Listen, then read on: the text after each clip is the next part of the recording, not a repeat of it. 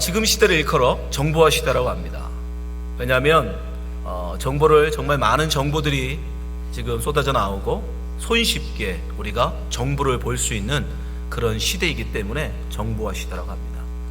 사실 설교를 예를 든다 할지라도 하루에도 수백만 편의 설교들이 인터넷으로 올라와요. 저희 교회만 올리는 게 아니라 지금 미주에 있는, 한국에 있는 전 세계의 많은 교회들이 그 설교를 업로딩하기 때문에 인터넷에 들어가 보시면 굉장히 많은 설교들을 여러분들이 볼 수 있습니다. 너무 쉽게 어쩌면 설교를 볼 수 있는 세상이에요. 근데 우리나라 옛말에 홍수 나면 마실 물이 없다라는 말 있죠. 너무 많아서, 문제는 너무 많은 설교들이 쏟아져 나오기 때문에 어느 게 진짜인지 구별하기가 쉽지 않다는 겁니다. 수많은 설교, 수많은 설교자들의 설교가 있기 때문에 과연 이 중에 정말 하나님의 말씀, 사람의 귀에 듣기 좋은 말이 아니라 나의 영혼에 필요한 하나님의 말씀이 무엇인가, 그것을 구별하는 게 쉽지 않다는 겁니다. 목회자인 제가 봐도 정말 하나님이 저런 뜻으로 말씀하신 건가? 라고 의심스러운 그런 해석들이 굉장히 많아요. 하물며 여러분들이야 얼마나 그 설교가 헷갈리겠습니까? 그러니까 너무 많기는 하지만, 수많은 설교가 있지만 정작 내가 들어야 될 하나님의 말씀이 뭔지를 구별하는 게 쉽지 않다는 거예요. 마치 홍수 속에 마실 물이 없는 것처럼 수많은 설교는 있지만 과연 그 중에 진짜 나에게 필요한 말씀 무엇인가 찾기 쉽지 않다는 거예요. 또한 이 시대에 얼마든지 클릭 한 번이면 설교를 볼 수 있고 들을 수 있는 세상이지만 말씀에 대한 갈급함이 점점 사라져가고 있는 것 같습니다. 옛날에 제가 어려서 신앙생활 할 때만 해도 사경회를 한다, 부흥회를 한다 그러면 한 번이라도 더 설교 들으려고 굉장히 구름대 같은 사람들이 몰려들었어요. 정말 예배당이 부족해서 정말 복도에까지 앉아서 하나님 말씀을 하나라도 더 들으려고, 그걸 다시 들을 기회가 없으니까 노트에 적어가면서 성경에다가 필기해가면서 얼마나 많은 분들이 열심히 성경을 들었는지 모릅니다. 근데 지금은 클릭 한 번이면 얼마든지 다시 보기 할 수 있고 얼마든지 자기가 듣고 싶은 설교 들을 수 있으니까 그래서 메모하는 분들이 없어요. 성경에 대한 여러분 읽기는 어떻습니까? 옛날에 정말 가죽으로 된 지퍼 달린 가죽 성경을 하나 장만하는 게 쉽지 않았어요. 그래서 교회에서 그걸 상품으로 받으면 얼마나 갑오처럼 여겼어요. 갑오처럼. 그리고 그 가죽 거표가 다를 만큼 얼마나 읽고 읽었는지 그 가죽으로 된 성경 그 표지가 헤어질 만큼 성경을 읽고 수없이 줄치고 너덜너덜하도록 성경을 읽었습니다. 근데 지금은 어떻습니까? 집에 막 가죽 성경 두세 개쯤은 다 갖고 계실 거예요. 차에도 하나 놓고 집에도 하나 놓고 교회도 하나 놔두고 가방 속에도 하나 놔두고. 성경은 많아졌는데 성경을 읽는 사람은 없어요. 저는 오히려 이 시대가 정보화 시대가 아니라 영적으로 보면 말씀이 희귀한 시대라고 저는 봅니다. 오히려 말씀이 귀해진 시대, 말씀을 보기 어려운 시대, 진짜 말씀을 찾기 힘든 시대, 저는 이 시대가 오히려 말씀이 희귀한 시대라고 봅니다. 오늘 보면 사무엘 시대를 일컬어 사무엘 기자 역시도 말씀이 희귀한 시대였다라고 말합니다. 그 말씀이 희귀한 시대에 사무엘은 하나님의 음성을 듣습니다. 어떻게 사무엘은 그 말씀이 희귀한 시대에, 참된 말씀을 찾기 어렵던 그 시대에 하나님의 말씀을 듣고 하나님의 사람으로 쓰임받았는지 우리가 오늘 본문을 통해서 함께 알아보려고 합니다. 첫 번째, 사무엘이 이렇게 쓰임받을 수 있었던 가장 중요한 이유는 그의 말씀을 사모했다는 것입니다. 여러분, 이 말씀이 희귀한 시대에 우리가 정말 하나님의 말씀을 들으려면 말씀에 대한 사모함이 있어야 돼요. 말씀을 배우고자 하는 그 마음이 우리 가운데 있어요. 말씀을 들으고자 하는 마음이 우리 가운데 있어야 하는 것입니다. 오늘 본문 1절 한번 보십시오. 아이 사무엘이 엘리 앞에서 여호와를 섬길 때에는 여호와의 말씀이 희귀하여 이상이 흔히 보이지 않았더라. 사무엘이 활동하던 시대가 어느 시대입니까? 사사시대. 사사시대를 일컬어 한마디로 정의한 단어가 뭐냐? 자기 소견에 옳은 대로 행하였더라. 사사시대에는 자기 소견에 옳은 대로 행하던 시대예요. 하나님의 말씀 중요하지 않아요. 제사장의 말 중요하지 않아요. 자기 소견에 옳은 대로 내가 좋으면 하는 거예요. 내가 원하면 하는 거예요. 내가 뜻하면 하는 거예요. 그게 바로 자기 소견에 옳은 대로 하는 세상입니다. 지금은 다릅니까? 지금 우리가 살고 있는 이 시대는 여러분 다릅니까? 정말 하나님 말씀을 두려워하고 이 하나님 말씀을 기준 삼아서 여러분 살아가십니까? 아니면 그저 내 생각에 좋은 대로, 내 소견에 옳은 대로 살고 있지는 않습니까? 사무엘의 시대, 그 사사시대에 자기 소견대로 옳게 모든 것을 판단하고 결정하는 세상이 되다 보니까 하나님의 말씀에 대한 사모함이 사라져버린 거예요. 하나님의 말씀에 귀 기울이는 사람들이 사라진 거예요. 하나님의 말씀을 따라 순종하는 사람들이 사라져버린 거예요. 그러다 보니 하나님의 말씀이 희귀해진 겁니다. 여러분, 사사시대에도요, 이미 모세를 통해서 하나님이 주신 율법이 있었어요. 심지어 모세가 하나님께로 받은 십계명 돌판까지도 법궤 안에 있던 시대입니다. 그럼에도 불구하고 사람들은 그 하나님의 말씀을 귀 기울이지 않았어요. 들으려 하지 않았어요. 그냥 자기 뜻대로, 자기 하고 싶은 대로 그렇게 살아갔어요. 그때는 어떻게 돼요?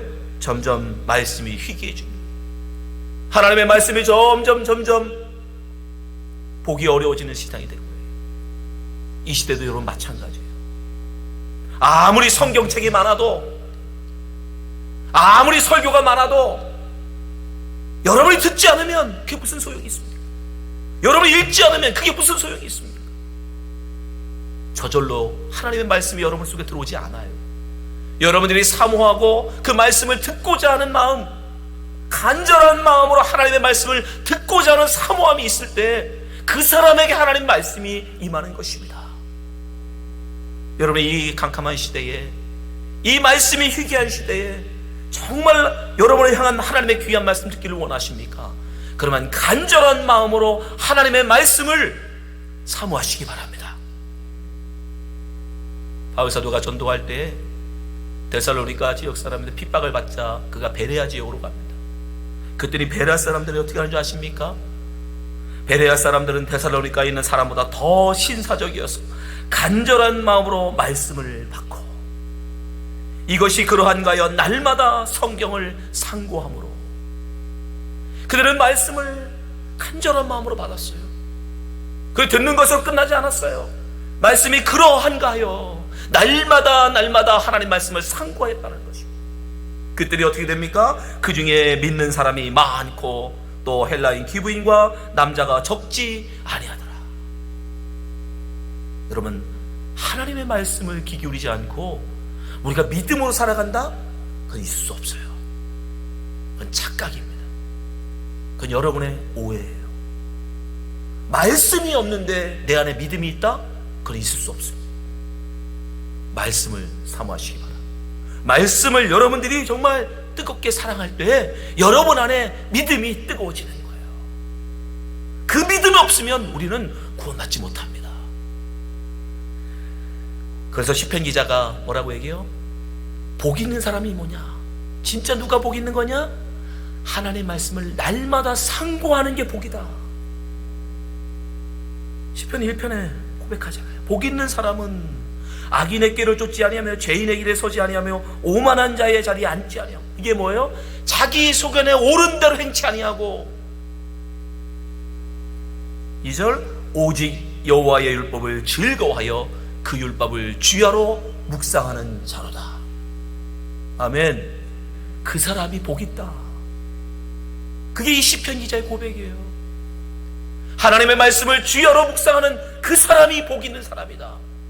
자기 소견에 옳은 대로 악인의 길을 쫓아가는 그런 사람이 아니라 하나님의 말씀이 그러한가 하여 날마다 하나님 말씀을 묵상하며 그 말씀에 순종하며 그 말씀을 사모하는 그 사람이 복 있는 사람이다. 그에게 믿음이 있고 그가 구원을 얻을 것이기 때문입니다. 사랑하는 성도 여러분, 이 시대에 수많은 설교가 있지만, 우리가 수많은 성경책을 갖고 있지만, 여러분이 그 말씀을 사모하지 않는다면 그것은 우리에게 아무런 의미가 없습니다. 여러분, 말씀을 사모하시고 성경 읽기를 사모하시기 바랍니다.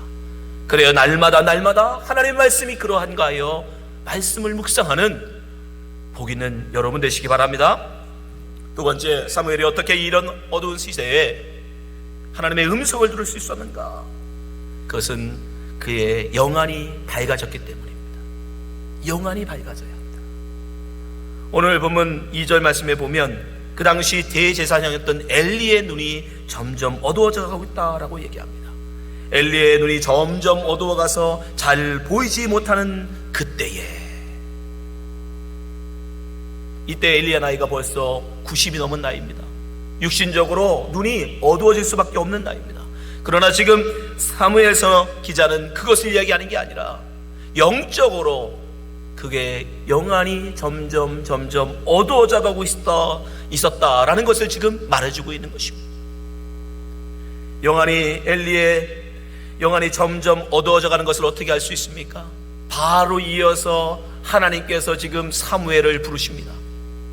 근데 사무엘은 엘리 제사장이 자기를 부른 줄 알고 엘리 제사장에게 뛰어가요. 당신이 나를 부르셨기로 내가 여기 있나이다.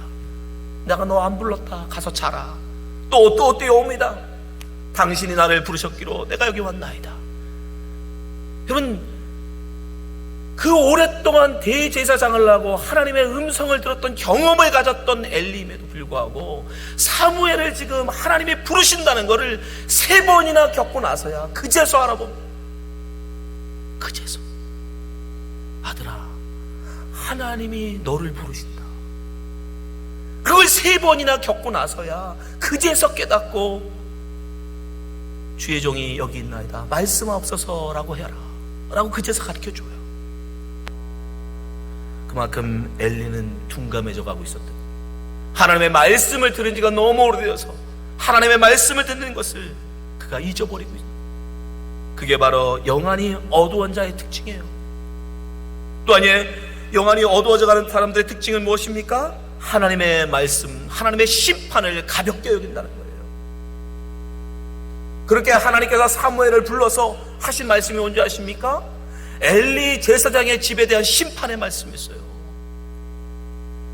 하나님의 말씀을 우습게 여기는, 하나님보다 자식을 더 사랑하는 엘리를 향하여 하나님께서 무서운 심판을 경고하셨어요. 12절에 보니까 내가 엘리의 집에 대해 말한 것을 처음부터 끝까지 그날에 그에게 다 이루리라. 내가 그 집을 영영토록 심판하겠고 그에게 이른 것은 그 아는 죄를 인함이니 이는 그가 자기 아들들이 저주를 자청하되 금하지 아니하였음이니라. 그러므로 내가 엘리의 집에 대하여 맹세하기를 엘리의 집에 죄악은 재물이나 예물이로나 영영이 속함을 얻지 못하리라. 이 무서운 심판의 말씀을 사무엘을 통해서 엘리 제사장에게 들려줍니다. 자기 집에 망한다는 거예요. 그 어떤 것들로도 사해주지 않으시겠다는 겁니다. 그런 무서운 심판의 말씀을 듣고 엘리 제사장이 한 일이 뭔지 아십니까? 18절에 보면 그가 가로되 이는 여호와시니 선하신 소견대로 하실 것이니라. 끝. 없어요. 니느웨 사람들도 여러분 요나의 그 경고의 음성을 듣고 어떻게 해요? 옷을 찢고 금식하면서 하나님 살려주세요. 하나님 잘못했습니다. 이방 나라 사람들도 하나님의 심판 앞에 두렵고 떨림으로 회개하며 자복하며 하나님 앞에 엎드렸는데 대제사장이라고 하는 엘리는 자기를 향한 하나님의 무서운 경고의 심판의 말씀을 듣고도 그 소견대로 되리이다.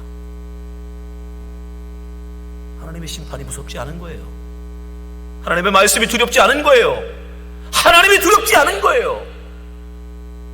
여러분, 왜 이 시대에 하나님의 말씀이 희귀해집니까? 왜 이 시대 사람들이 하나님의 말씀을 귀 기울이지 않습니까? 하나님의 심판을 우습게 보는 거예요. 하나님의 말씀을 우습게 보는 겁니다. 여러분, 소돔과 고모라를 향한 하나님의 심판의 메시지가 떨어졌어요. 불로써 하나님이 성을 명하실 것이다. 그들이 그 땅에 살던 그 사위들이 어떻게 얘기합니까? 말씀을 농담으로 여겼더라. 하나님의 심판의 메시지를 농담으로 여겼더라. 하나님의 말씀을 우습게 보는 거예요. 해보자면 해보라는 거죠. 여러분, 하나님의 말씀을 그렇게 우습게 보시면 안 됩니다. 결국 이 엘리를 향한 하나님의 심판은 어떻게 됩니까? 하나님의 말씀대로 그대로 실현돼요. 또한 비누압스와 결국 그 아들들은 전쟁, 블레셋과의 전쟁에서 둘 다 죽임을 당합니다. 그 놀라운 소식을 듣던 엘리 제사장 역시 의자에 앉았다가 넘어져서 목이 부러져 죽습니다. 그의 후손 아비아달은 나중에 대제사장이 되지만 다윗이 물러나고 솔로몬이 왕이 되면서 그도 제사장에서 폐위당해요. 파면당합니다. 하나님의 말씀들이 그대로 성취돼요. 소돔과 고모라를 향한 하나님의 경고의 말씀은 어떻게 됩니까? 정말 말씀대로 불을 내려 그 성을 태워버렸어요. 여러분, 우리가 하나님 말씀을 우습게 여긴다고, 우리가 하나님 말씀을 농담으로 여긴다고, 그것이 진짜 농담되는 게 아니에요. 하나님의 경고의 말씀을 우습게 보지 마십시오. 영안이 점점 어두워지는 사람들은 하나님의 말씀을 우습게 여깁니다. 하나님의 말씀에 귀 기울이지 않아요. 그러나 하나님의 말씀은 그 어떤 말씀보다 두렵고 떨리는 것입니다. 하나님의 심판의 말씀은 결코 변개됨이 없는 말씀입니다. 그래서 우리는 두렵고 떨림으로 하나님의 말씀을 들어야 하는 것이에요. 예수님도 우리에게 분명히 경고하세요. 우리가 정말 두려워하고 우리가 정말 경외해야 될 것은 누구냐? 바로 하나님이시다. 마태복음 10장 28절에 보니까 몸은 죽여도 영혼은 능히 죽이지 못하는 자들을 두려워하지 말고 오직 몸과 영혼을 능히 지옥에 멸하시는 자를 두려워하라. 여러분, 우리가 정말 두려워야 되는 것은 하나님이십니다. 하나님의 그분의 말씀이에요. 우리 영안이 어두워지면 우리는 하나님의 말씀을 가벼이 여깁니다. 우습게 여깁니다. 여러분, 영안이 밝아지시기, 우리가 어떻게 해야 영안이 밝아집니까? 기도할 때 우리의 영혼이 밝아지는 줄 믿습니다. 영적으로 자기를 애워싸고 있는 천군 천사를 보지 못하는 게하시를 향해서 엘리사가 어떻게 해줘요? 기도해 줍니다.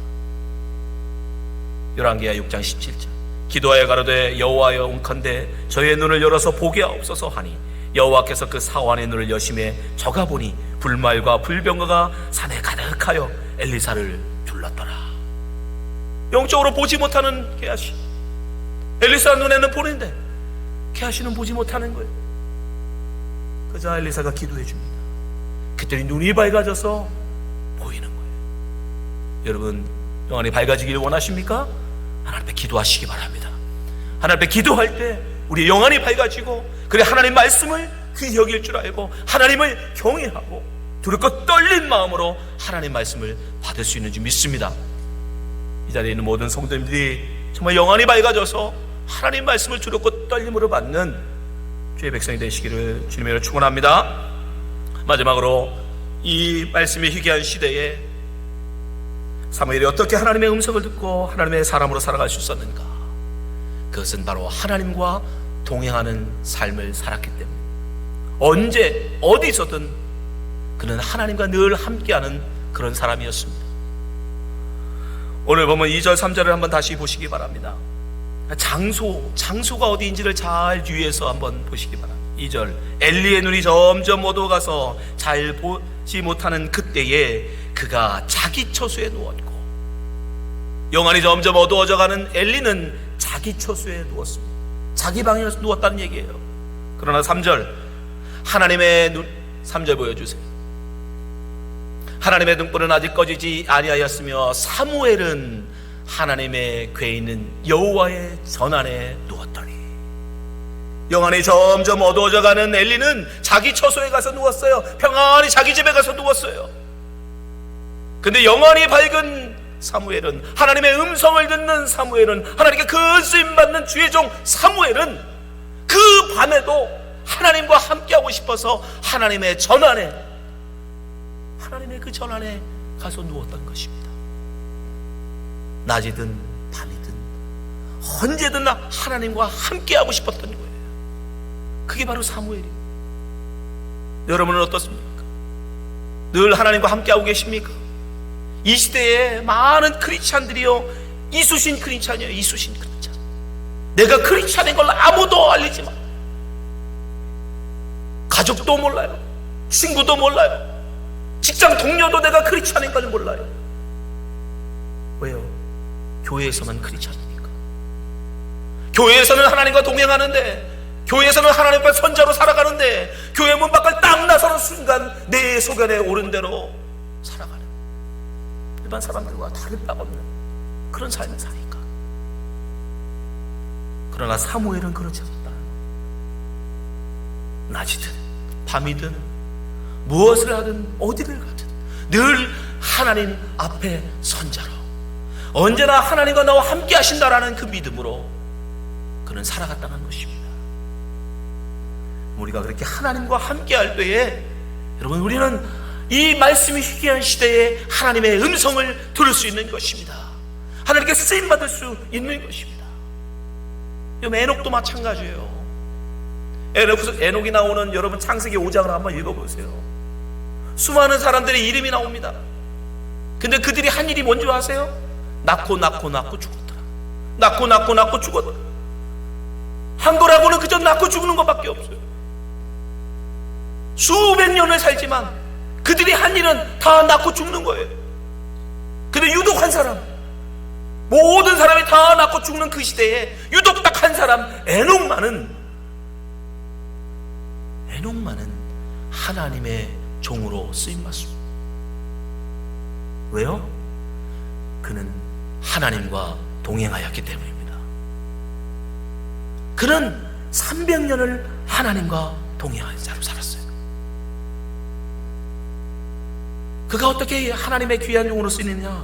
그 아들 무드셀라라는 이름, 그가 아들을 낳고 이름을 무드셀라라고 줬는데, 그 무드셀라라는 이름이 자체가 뭔지 아십니까?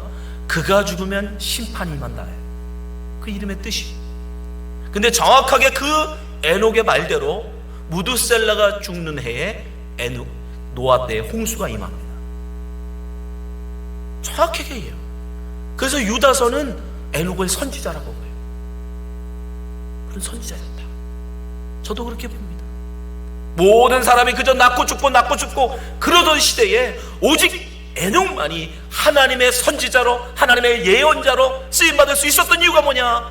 그는 하나님과 동행하는 자였기 때문입니다. 언제나 하나님과 함께하는 사람이었기 때문입니다. 여러분이 이 시대에, 이 어두운 시대에, 말씀이 점점 희귀해가는 이 시대에 여러분이 정말 하나님의 사람으로 하나님의 귀한 말씀을 들으며 살기를 원하십니까? 그렇다면 하나님과 동행하시기 바랍니다. 교회에서뿐 아니라 교회 밖에서도, 가정에서도, 직장에서도 어디를 가든 여러분 하나님 앞에 선자로 살아가시기 바랍니다. 하나님이 나를 보고 계시다. 지금 하나님이 나와 함께 하시다. 그런데 내가 하나님 앞에 어찌 범죄하리요? 그렇게 우리가 살아갈 때 우리는 이 어두운 시대에 하나님의 말씀을 듣는 자로, 세상의 빛으로, 소금으로 살아갈 수 있는 것입니다. 사랑하는 성도 여러분, 이 시대는 정말 여러분 마음만 먹으면 얼마든지 수많은 설교를 들을 수 있는 시대입니다. 여러분들이 성경을 보고자 하면 수많은 버전의 성경들이 나와 있어요. 성경을 여러분들이 알고자 하면 얼마든지 여러분 성경을 알 수 있는 그런 시대입니다. 그러나 이 시대에 오히려 말씀을 사모하는 자들이 없어요. 오히려 말씀을 배우고자 하는 자들이 없어요. 여러분, 회개하셔야 합니다. 말씀을 사모하십시오. 부흥회에 정말 목숨 걸고 나오셔야 돼요. 정말 내가 직장을 포기하고 내 직장이 내가 말씀을 사모하는데 방해가 된다? 그럼 내 직장을 내가 포기하리라 라고 하는 각오가 우리 가운데 있어야 됩니다. 그렇게 말씀을 정말 생명처럼 여기지 않으면, 그렇게 사모하지 않으면 그럼 어떻게 말씀이 우리를 살리겠습니까? 내 할 거 다 하고 시간 남으면 내 그때 들어버리라. 그런 찌꺼기 은혜를 사모하지 마십시오. 정말 하나님 앞에, 말씀 앞에 여러분의 인생을 걸고, 여러분의 목숨을 걸고, 여러분의 삶을 걸고 매달려 보십시오. 왜 여러분에게 은혜 주지 않겠습니까? 왜 여러분에게 그 말씀의 능력을 주시지 않겠습니까? 오늘 이 시간 말씀을 듣는 모든 성도님들이 정말 이 말씀을 깊이 새기시고, 그 누구보다 하나님의 말씀을 사모하고 날마다 하나님의 말씀이 그러한가요 상고함으로 하나님의 복을 누리시는 성도 되시기를 예수 그리스도로 축원합니다. 기도하겠습니다.